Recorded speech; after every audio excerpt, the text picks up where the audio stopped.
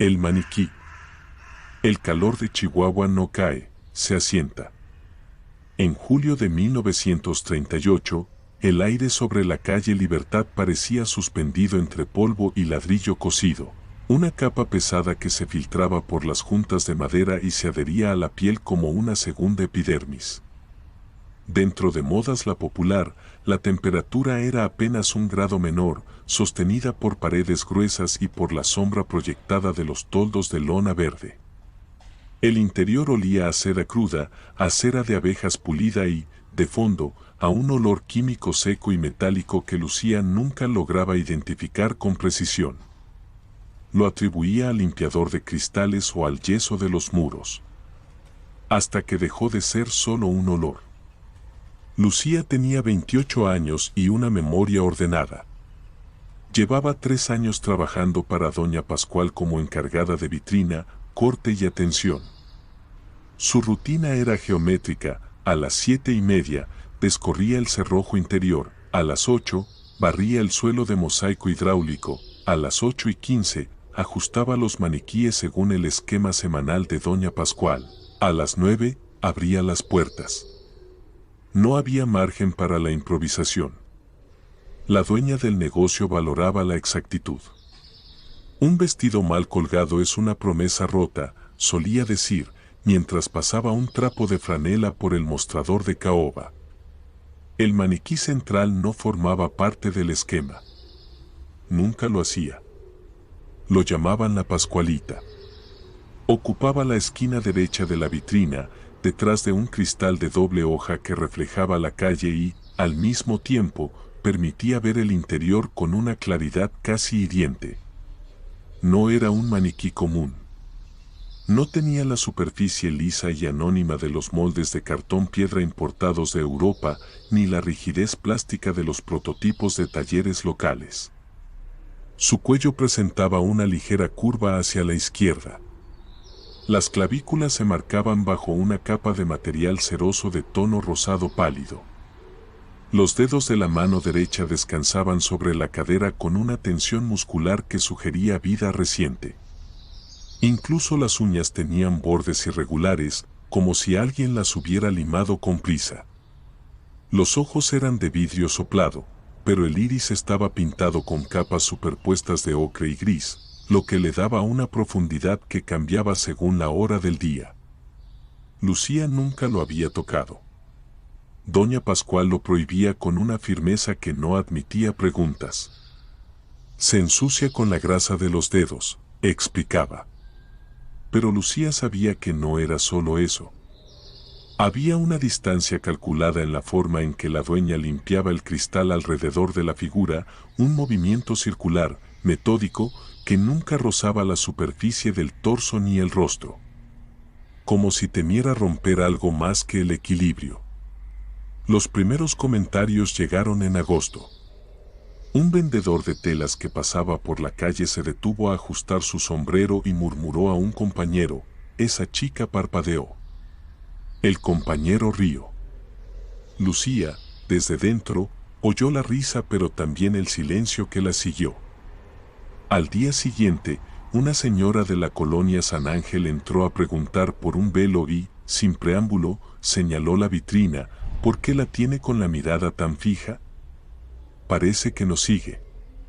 Lucía respondió con la naturalidad ensayada: «Es el ángulo del vidrio, señora.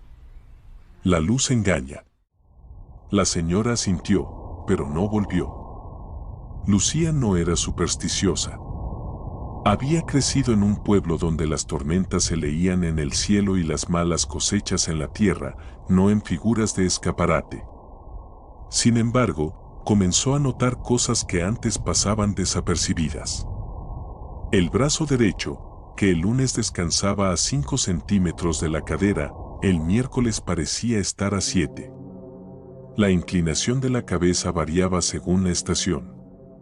Los pliegues del vestido de novia blanco, siempre impecable, mostraban arrugas nuevas en la espalda baja, como si la figura hubiera respirado profundamente en la noche.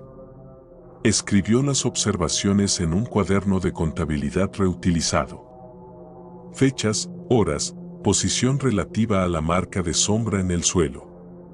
Buscó causas lógicas. El paso de los tranvías eléctricos por la avenida Juárez generaba vibraciones que se transmitían por los cimientos. El viento canalizado por la calle empujaba el aire a través de las rendijas del marco de la vitrina. La humedad del monzón veraniego expandía los soportes internos de madera y alambre. Todo era medible. Todo era explicable. Pero la explicación no reducía la inquietud. Se instalaba en el estómago como un nudo frío. Lucía comenzó a dormir menos. Se despertaba a las 3 de la mañana con la sensación de que alguien respiraba en la habitación contigua. Revisaba el cierre de la tienda 3 veces antes de salir. Evitaba mirar la vitrina al cerrar la persiana. Cuando lo hacía, el reflejo del cristal le devolvía su propio rostro, pálido, con los ojos hundidos, y detrás, la figura inmóvil. Parecía que, por un instante, sus pupilas se alineaban con las de Lucía. Luego, un camión pasaba, la luz cambiaba, y la ilusión se desvanecía. Doña Pascual no cambiaba su rutina. Seguía llegando a las 7:40, con un pañuelo negro atado bajo la barbilla, los pasos precisos, la voz baja. Pero Lucía notó detalles que antes ignoraba. La dueña llevaba las manos cubiertas por guantes de algodón fino, incluso en verano. Sus uñas, antes cuidadas, ahora mostraban pequeñas manchas amarillentas. El olor químico en el fondo de la tienda se intensificaba al atardecer, cuando Doña Pascual desaparecía detrás de la puerta de roble que daba al cuarto de costura y, supuestamente, al archivo. Esa puerta siempre estaba cerrada con llave. Lucía nunca había visto el interior. «¿Guarda los pedidos viejos ahí?», preguntó una tarde, mientras enrollaba una cinta de raso. Doña Pascual no levantó la vista de la máquina de coser. Cosas que ya no se venden, pero que no se tiran. La memoria pesa menos cuando se organiza. Lucía asintió. Pero la memoria, pensó, también se pudre si no se ventila. La escalada no fue un evento. Fue una suma. En septiembre, un estudiante de arquitectura de la Universidad de Chihuahua entró a la tienda. Llevaba un cuaderno de bocetos y una cámara de fuelle. Pidió permiso para fotografiar la vitrina desde el interior. Doña Pascual accedió con una sonrisa tensa. Lucía ayudó a colocar un reflector de hojalata para compensar la luz plana de la mañana. El estudiante ajustó el trípode, midió distancias, disparó 3 veces. Al revelar las placas días después, mostró las copias a un amigo en un café de la calle Corona. En 2 de ellas, la figura de la vitrina parecía tener los labios ligeramente entreabiertos. En la tercera, el reflejo del cristal capturaba una sombra alargada junto al maniquí, como si alguien hubiera estado ajustando el vestido desde dentro. La copia circuló. Llegó a la oficina del periódico local. Un redactor la publicó bajo el titular, «Maniquí o mujer. La vitrina que despierta curiosidad». El artículo no afirmaba nada. Solo preguntaba. Eso fue suficiente. A partir de octubre, los visitantes dejaron de ser clientes. Eran curiosos. Se detenían frente al cristal, susurraban, tomaban notas, algunos tocaban el vidrio con la yema de los dedos como si esperaran sentir calor. Una mujer de Zacatecas juró haber visto el pecho subir y bajar lentamente. Un hombre de Durango afirmó que las venas del cuello se oscurecían al mediodía. Lucía los atendía con paciencia clínica. Explicaba la refracción de la luz, la dilatación térmica de los materiales, el efecto Parallax que hace que los ojos pintados parezcan seguir al observador. Las explicaciones eran correctas. Pero la gente no buscaba corrección. Buscaba confirmación. Y la confirmación, una vez sembrada, se riega sola. Lucía comenzó a perder la distinción entre lo observado y lo percibido. Su cuaderno se llenó de anotaciones contradictorias. Jueves 17, brazo izquierdo desplazado 3 centímetros hacia abajo. ¿Vibración o peso? Sábado 19, ojos reflejan luz roja del semáforo. Pupilas dilatadas en la pintura.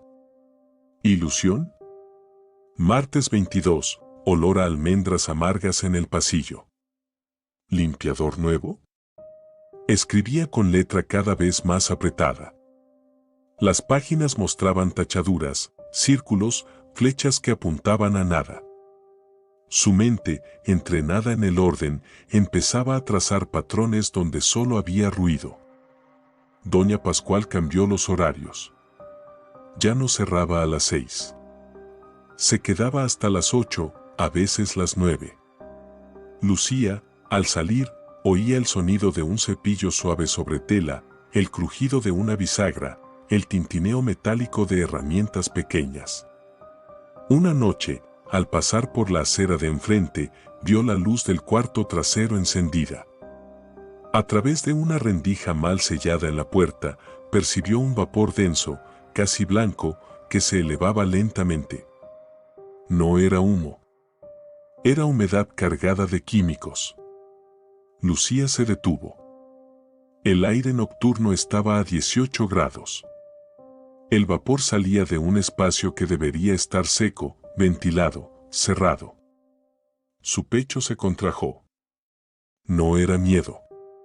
Era reconocimiento. Algo se estaba pudriendo, o algo se estaba conservando. La diferencia era solo de intención. El aislamiento se volvió físico. Lucía dejó de almorzar con las vecinas. Evitó la iglesia los domingos. Su departamento, una habitación con una cama de hierro y un lavamanos de zinc, se convirtió en un refugio contra el ruido exterior. Pero el ruido interior era peor. El tic-tac del reloj de pared sonaba irregular. El crujido de las tablas del piso le recordaba pasos que no estaban allí. Se miraba en el espejo del cuarto y notaba que su propio reflejo tardaba una fracción de segundo en coincidir con sus movimientos. Sabía que era fatiga. Sabía que el cerebro, privado de estímulos variados y sometido a rutinas idénticas, comienza a generar estímulos internos para mantener el equilibrio. Lo había leído en un folleto de higiene mental distribuido por la Secretaría de Educación. Pero saberlo no lo desactivaba. Una tarde de noviembre, doña Pascual le pidió que limpiara el borde inferior de la vitrina. Lucía se arrodilló sobre el mosaico, pasó un trapo húmedo por la junta de madera y bronce. Al levantar la mirada, estuvo a 30 centímetros del rostro de la Pascualita. El vidrio estaba limpio. La cera bajo la luz cenital mostraba textura de piel real, poros diminutos en la mejilla izquierda, una pequeña cicatriz cerca de la comisura del labio, una mancha pigmentada en el pómulo que parecía un lunar. Lucía contuvo la respiración. No era perfección. Era imperfección controlada. Y eso era más aterrador que cualquier ideal. No la mires tanto tiempo, dijo doña Pascual desde el mostrador. No era un regaño. Era una advertencia. ¿Por qué?, preguntó Lucía, sin volverse. Porque la mente busca vida donde no la hay.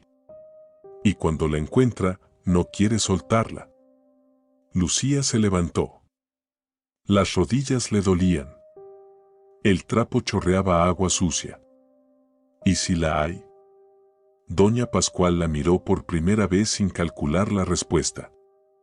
Sus ojos, grises y cansados, sostenían la mirada de Lucía con una intensidad que no pertenecía a una dueña de tienda. Entonces reza por no entenderla. Esa noche, Lucía no durmió. Abrió el cuaderno. Leyó las entradas. Buscó un patrón. No lo encontró. Pero encontró algo peor, una coherencia emocional. Cada anotación, cada duda, cada miedo, apuntaba a la misma pregunta: ¿qué se esconde detrás de la apariencia? Y la respuesta, sabía, no estaba en el maniquí. Estaba en la persona que lo había construido, o preservado, o dejado estar. En diciembre, el frío llegó con violencia. La humedad bajó. Los materiales se contrajeron. El sonido de crujidos en la vitrina se volvió frecuente, como si la figura ajustara su propio esqueleto.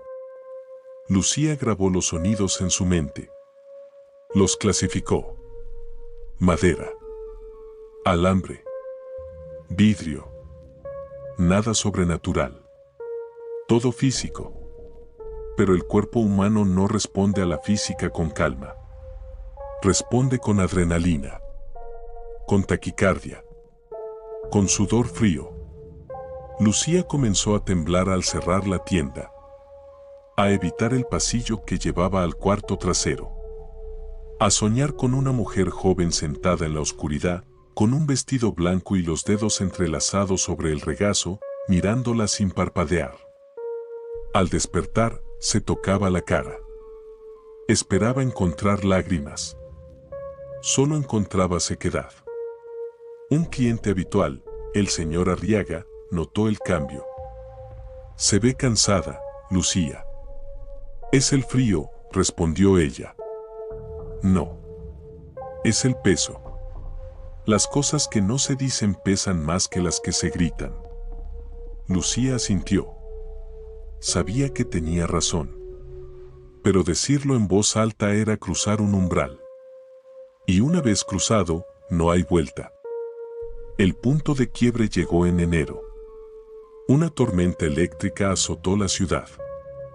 Los cables de la compañía eléctrica saltaron. La tienda quedó a oscuras. Lucía, que había regresado a buscar un paraguas, se quedó atrapada dentro. El cerrojo exterior estaba trabado por la humedad. El teléfono, desconectado. La única luz provenía de los relámpagos que iluminaban la calle a través del cristal de la vitrina. En cada flash, el interior se revelaba por un segundo: perchas vacías, mostrador, espejo, puerta cerrada, maniquí. En el tercer relámpago, Lucía vio que el brazo derecho de la Pascualita ya no descansaba sobre la cadera. Estaba ligeramente levantado, como si alguien lo hubiera movido hacía menos de una hora. No había nadie en la tienda. Ella era la única persona. El cerrojo estaba intacto. Las ventanas, cerradas.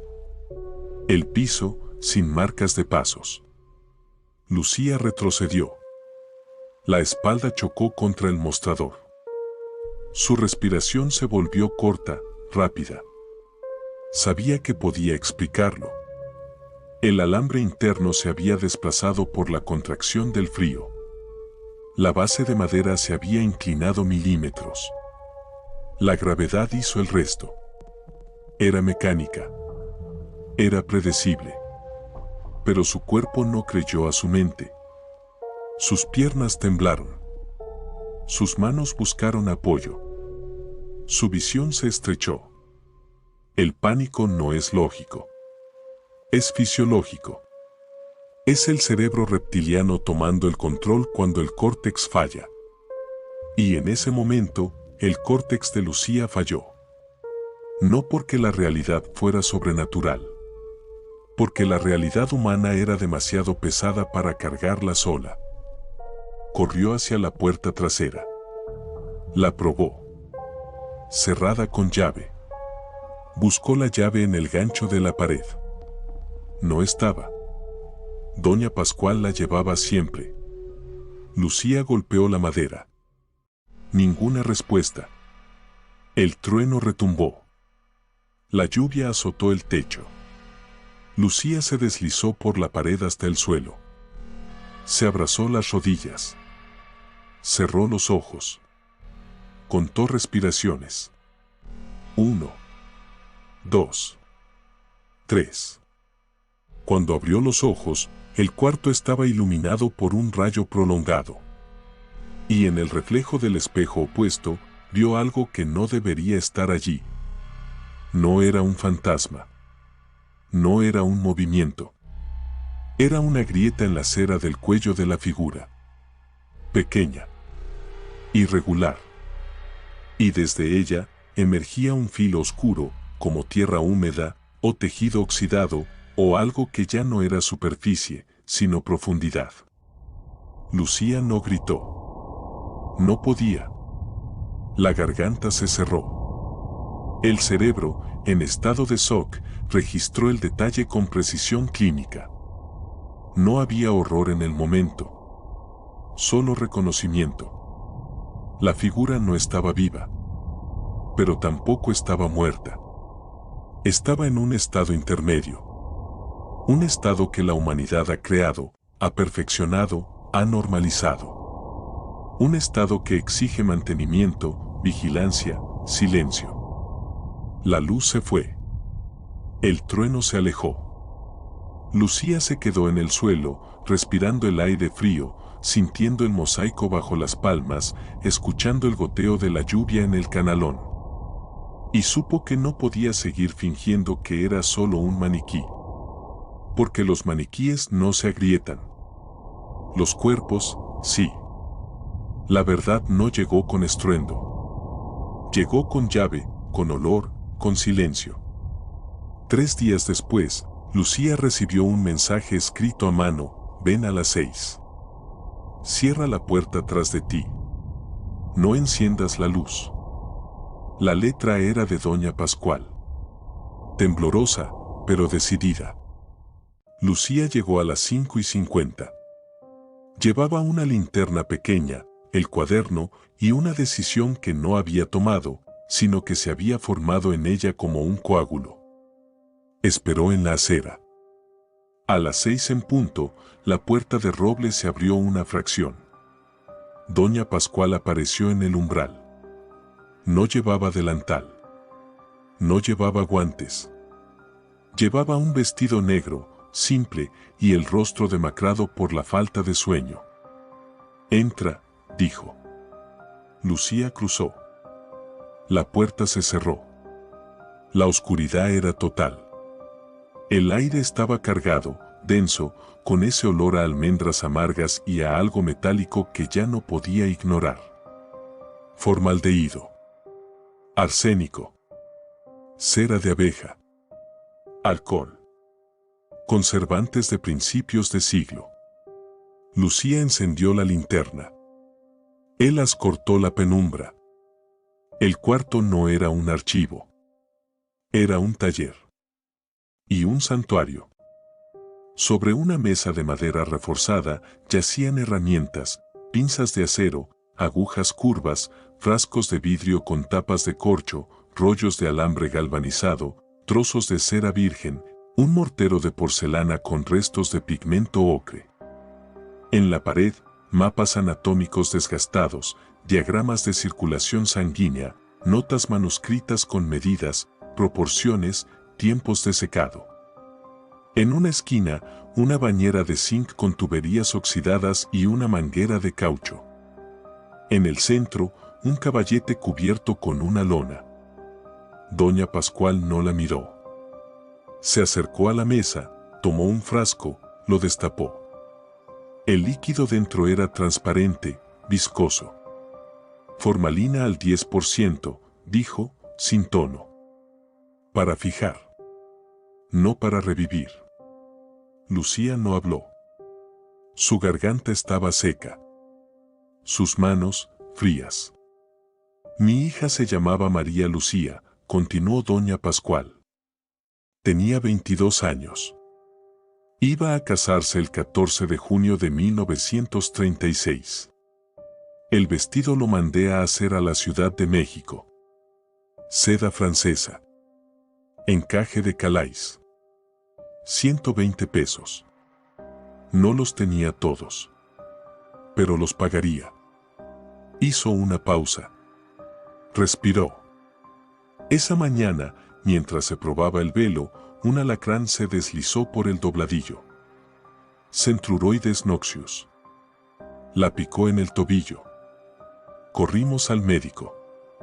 Le dieron inyecciones de suero. Pero ya era tarde. La anafilaxia cierra la garganta en minutos. Murió antes de que llegara el sacerdote. Lucía cerró los ojos. No por el dolor. Por la precisión. Los detalles eran correctos. La especie de alacrán, la reacción, el tiempo, el contexto médico de la época. Todo verificable. Todo humano. La gente habló, dijo doña Pascual. Dijeron que era castigo. Que la novia no debía probarse el velo antes del día. Que la familia tenía mala suerte. Que la tienda no serviría para bodas. Los pedidos se cancelaron. Los proveedores exigieron pago anticipado. La vergüenza, Lucía, no es un sentimiento. Es una deuda. Y yo no tenía con qué pagarla. Se acercó al caballete. Levantó la lona con un movimiento lento, como quien destapa un altar.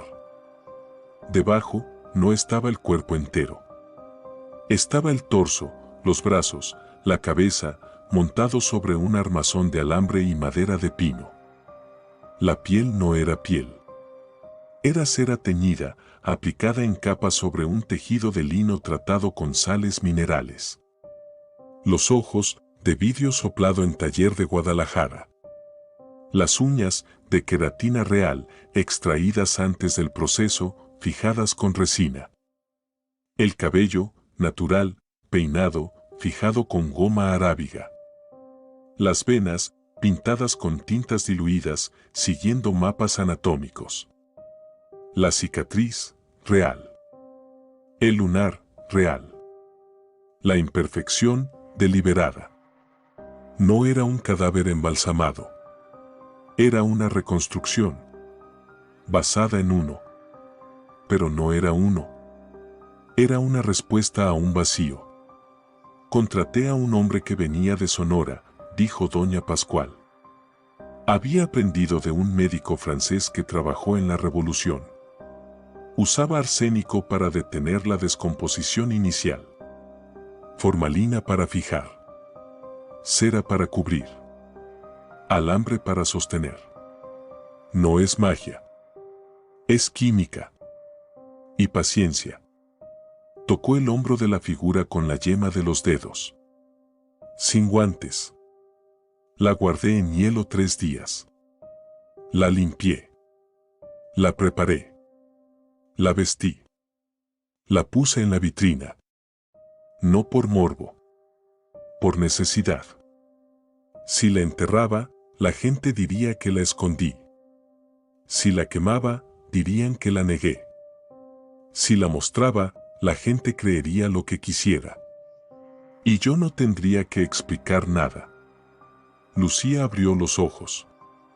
Miró la figura. Ya no veía un maniquí. Veía un archivo. Un registro de duelo no resuelto. Un mecanismo de supervivencia. ¿Por qué se mueve?, preguntó. La voz le salió baja, plana. Porque el material responde al ambiente, respondió doña Pascual. La cera se expande con el calor. Se contrae con el frío. El alambre cede con el tiempo. La madera se arquea con la humedad. Yo la ajusto. Cada semana. Para que no se agriete. Para que no se deforme. Para que no parezca que se está cayendo a pedazos. La gente cree que cobra vida. No. Es la física. Y mi negación a dejar que se desmorone. ¿Y los ojos que siguen? Para Jacques. Pintura en capas. Vidrio curvo. La mente completa lo que falta. ¿Y la gente que dice que respira? Porque quieren creer que el dolor puede detenerse. Porque prefieren un misterio a una tumba. Porque es más fácil mirar un cristal que mirar un ataúd. Lucía dio un paso hacia la mesa. Extendió la mano. No para tocar. Para medir la distancia. El aire entre ella y la figura estaba cargado de formaldehído, de cera vieja, de silencio acumulado. ¿Ella lo sabría?, preguntó. Si pudiera ver en qué se convirtió. Doña Pascual no respondió de inmediato. Miró la figura. Luego, a Lucía. Los muertos no saben. Los vivos sí. Y los vivos eligen. ¿Qué eligió usted? Conservar. Porque soltar duele más. Porque el negocio es lo único que me queda.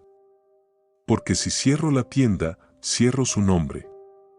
Y si cierro su nombre, la pierdo 2 veces. Lucía asintió. No había juicio en el gesto. Solo comprensión. La comprensión fría de quien ha visto cómo el duelo, cuando no se llora, se cristaliza. Como el amor, cuando no se expresa, se vuelve arquitectura. Como la vergüenza, cuando no se enfrenta, se vuelve vitrina. ¿Qué hará ahora?, preguntó Lucía. Lo que he hecho durante 2 años, dijo doña Pascual. Ajustar. Limpiar. Cerrar. Abrir. Esperar que el tiempo haga lo que yo no puedo. El tiempo no cura. Solo cubre. Sí, admitió doña Pascual. Pero a veces, cubrir es suficiente para seguir respirando. Lucía apagó la linterna. La oscuridad volvió. Pero ya no era opresiva. Era solo ausencia de luz. Y en la ausencia, por primera vez, no había fantasmas. Solo decisiones. Salió del cuarto. Cerró la puerta. No con fuerza. Con respeto. Lucía dejó Chihuahua en marzo. No huyó. Se marchó. Consiguió trabajo en una oficina de archivo municipal en Torreón. Clasificaba actas de defunción, partidas de nacimiento, contratos de arrendamiento. Documentos fríos, precisos, sin adornos. Le convenía. Nunca volvió a modas la popular. Pero una tarde, meses después, pasó por la calle Libertad. La tienda seguía abierta. El toldo verde, desgastado. La vitrina, limpia. La Pascualita, en su lugar. El vestido blanco, impecable. La postura, ligeramente diferente a la última vez. No porque se moviera. Porque doña Pascual la había ajustado de nuevo. Lucía se detuvo. Miró el cristal. Vio su reflejo. Vio la figura detrás. Vio la calle detrás de ambas. 3 capas de realidad, superpuestas, ninguna falsa, ninguna completa. No sintió miedo. Sintió fatiga. La fatiga de quien ha entendido que el terror no habita en lo sobrenatural, sino en lo humano. En la capacidad de convertir el dolor en exhibición. En la necesidad de controlar lo incontrolable. En la disposición de la sociedad a preferir una leyenda a una autopsia. En la facilidad con la que normalizamos lo anormal mientras sigamos pagando por ello. Caminó hacia la estación. El aire estaba fresco. El cielo, despejado. No había presagios. Solo hechos. Y al doblar la esquina, por primera vez en años, Lucía respiró sin contener el aire. No porque hubiera olvidado. Porque había aprendido la diferencia entre lo que se preserva y lo que se vive. Entre lo que se exhibe y lo que se entierra. Entre lo que la mente inventa para sobrevivir y lo que el cuerpo necesita para sanar. La vitrina seguía allí. El maniquí también. Y detrás de ambos, una mujer que había elegido el silencio sobre el grito, la cera sobre la tierra, la apariencia sobre la verdad. No era un monstruo. Era una sobreviviente. Y a veces, eso es lo más aterrador de todo. Porque el horror no está en lo que cobra vida en la oscuridad. Está en lo que decidimos dejar quieto, mientras fingimos que no nos mira. No olvides suscribirte al canal. Más terror. Historias reales.